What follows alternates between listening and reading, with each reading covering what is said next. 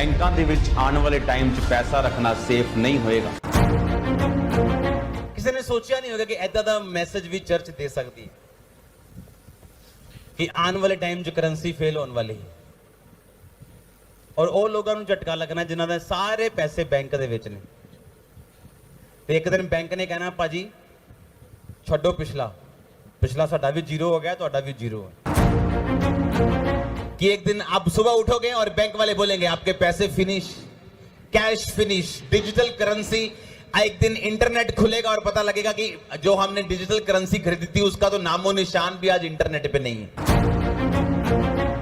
जो मैं आपको प्रोफेटिक वर्ड दे रहा हूं अभी सालों से, जब वॉर क्या अभी तब तो लोग झूम रहे थे मजे में, कोविड से पहले की बातें हैं ये, याद है कि नहीं याद है? सब कुछ इजाफे में था, प्लस था, बैंक्स अच्छे थे, लेकिन मैं कहा लोग डूबेंगे, बैंक डूबेंगे, सब कुछ हो रहा है वो। मैंने आपको बताया था कि अगर आपका सारा पैसा बैंकों में है तो आप एक डेंजरस पोजीशन में हैं।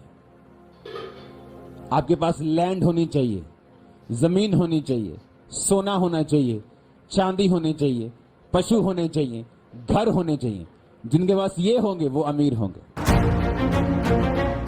आने वाले समय में जो इकोनॉमिक प्रॉब्लम्स होंगी उन्हें आप डिनाई नहीं कर सकते, प्रार्थना के बाद भी लोगों पर वो होंगी। मैं फिर कह रहा हूं, आने वाले समय में कौन बचेगा? जिसका पैसा बैंक में होगा वो नहीं।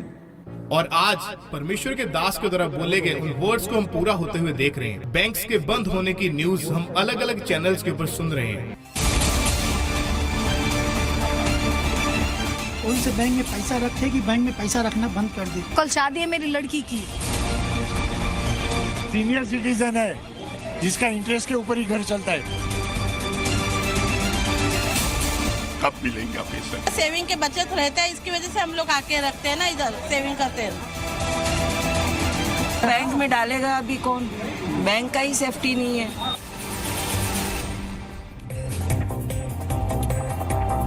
जब ये शब्द बैंक आप सुनते हैं तो पहला ख्याल क्या आता है?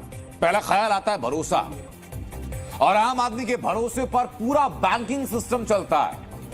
पैसा घर से चोरी ना हो, पैसा सुरक्षित रहे, इसलिए भरोसा किया जाता है बैंक पर।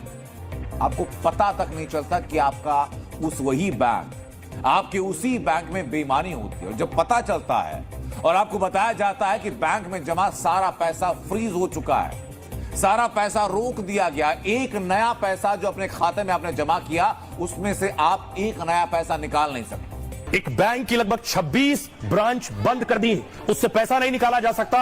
उसके बाद की तस्वीर देखिए, अगली तस्वीर, बैंक के बाहर ग्राहकों की भीड़ लग गई, जमघट लग गया, सैकड़ों हजारों ग्राहक पहुंच गए बैंक के बाहर लाइन लगाकर। ये आप देख रहे हैं, लोगों की भारी भीड़ आपको नजर आ रही है चारों तरफ।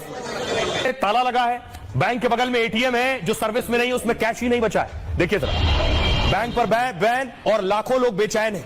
क्या कहना चाह रहे हैं लोग बैंक पहुंच रहे हैं, दौड़े दौड़े बैंक पहुंचे, लेकिन बैंक का शटर बंद, ATM out of service. RBI के फैसले से हजारों लोग बेहद परेशान हैं। एक बैंक पर बैन लगा तो हजारों की मेहनत की कमाई अटक गई है। कोई शटर तोड़कर बैंक में घुसने की कोशिश कर रहा है तो कई महिलाओं और लोगों का रो रो कर बुरा हाल है। किसी के रिटायरमेंट के 20 लाख रुपए बैंक में फंस गए हैं, कई सोसाइटी के 40 से 50 लाख रुपए बैंक में अटक गए। परमेश्वर इन बातों के बारे में हमें पहले से ही अपने सच्चे दासों के द्वारा इसलिए बताते हैं ताकि हम परमेश्वर में बने रहें और अपने जीवन को लेकर अलर्ट रहें।